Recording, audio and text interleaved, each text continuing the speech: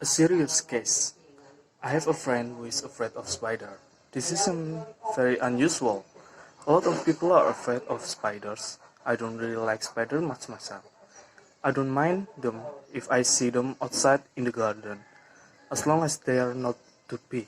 But if one comes in the house, especially if it's one of those really big spiders with furry legs and little red eyes, then I go, yeah, and I try to get rid of it. Usually I use a brush to get rid of the spider, but if I feel brave, then I'll put a glass over the top of it, slide a piece of paper under the glass and then take it outside. This is quite normal, I think, but my friend isn't afraid of spider in any normal way.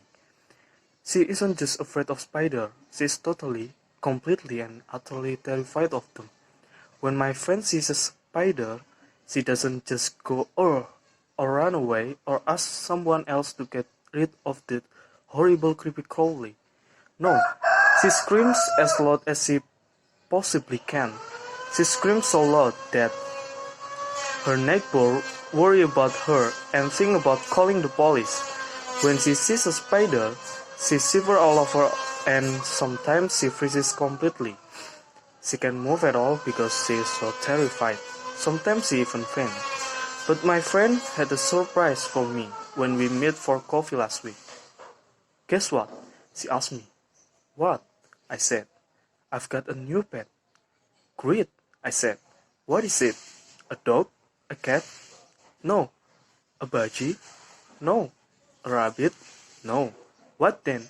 I've got a pet spider. I don't believe you. It's true, I decided that it was time I did something about my phobia. So I went to visit the doctor, a special doctor, a psychiatrist. The psychiatrist specializes in phobias, helping people who have irrational fears to get better and live normally. He told me I suffered from arachnophobia. It's an irrational fear of spider, he said. About 1 in 50 people suffer from a severe form of arachnophobia. It's not very uncommon. Thanks, said my friend, but that doesn't help me much. There are lots of different ways we can try to cure your phobia, said the psychiatrist. First, there is traditional analysis. What does that mean? Asked my friend. This means a lot of talking. We try to find out exactly why you have such a terrible fear of spiders. Perhaps it's linked to something that happened to you when you were a child. Oh dear, said my friend. That sounds quite worrying. It can take a long time, said the psychiatrist. Years sometimes, and you can never be certain that it will be successful.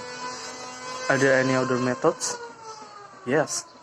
Some psychiatrists use hypnosis along with traditional analysis. My friend didn't like the idea of being hypnotized. I'm worried about what thing will come out of my subconscious mind, she said. Are there any other methods? Well, said the psychiatrist, there is what we call the behavioral approach. What the behavioral approach? Asked my friend. Well, said the psychiatrist, it's like this. The psychiatrist got out a small spider from his desk. It wasn't a real spider, it was made of plastic. Even though it was only plastic spider, my friend screamed when she saw it. Don't worry, said the psychiatrist. It's not a real spider. I know, said my friend, but I'm afraid of it just the same. Said the psychiatrist. A serious case. He put the plastic spider on the desk. When my friend stopped screaming, the psychiatrist told her to touch it. When she stopped screaming again, the idea of touching the plastic spider was enough to make her scream. She touched it. At first she touched it for just 1 second. She shivered all over, but at least she managed to touch it. Okay, said the psychiatrist. That's all for today. Thanks. You can go home now. That's it? asked my friend. Yes, that's all. Yes, for today. This is behavioral approach. Come back tomorrow. My friend went back the next day, and this time the plastic spider was already on the doctor's desk. This time she touched it and held it for 5 minutes. Then the doctor told her to go home and come back the next day.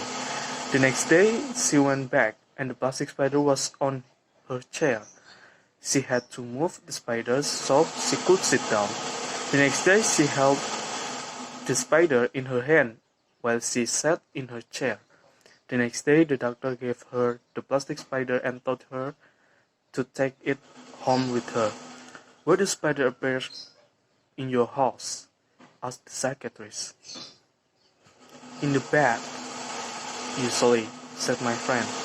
Put the spider in the bed, he told her. My friend was terrified of the spider in the bed, but she managed not to scream when she saw it there. It's only a plastic spider, she thought herself. The next day, the psychiatrist told her to put the spider in her living room. My friend put it on top of the television. At first, she thought the spider was watching her and she felt afraid. Then she told herself that it was only a plastic spider. The next day, the psychiatrist told her to put the spider in her bed. No way, she said. Absolutely not. Why not? Asked the psychiatrist. It's a spider, replied my friend. No, it's not, said the psychiatrist. It's a plastic spider. It's not a real one. My friend realized that her doctor was right. She put the plastic spider in her bed and she slept there all night with it in her bed. She only felt a little bit afraid. The next day, she went back to the psychiatrist. This time, she had a shock, a big shock. Sitting in the middle of the doctor's desk, there was a spider, and this time it was a real spider. My friend was about to scream and run away, but she didn't. She sat on the other side of the room, as far away as possible from the spider. For about 5 minutes, then she got up and left the room. See you tomorrow, shouted the psychiatrist to her as she left. The next day, she went back, and this time the psychiatrist let the spider run around on his desk. Again, my friend stayed about 5 minutes, then left. The next day she stayed for 10 minutes, and the day after that, 15. Eventually, the psychiatrist held the spider, the real spider with long furry legs and little eyes, in his hand. He asked my friend to come and touch it. At first she refused, but the doctor insisted. Eventually she touched the spider, just for a second. The next day she touched it for a few seconds, then for a few minutes, and after that she held the spider in her own hand. Then she took a spider home and let it run around in her house. She didn't feel afraid. Well, okay, she did feel afraid, but only a tiny bit. So now, I've got a pet spider, she told me again. Well done, I said. There's only one problem, she said. And as she spoke, I noticed that she was shivering all over. Then she screamed and climbed up on the chair.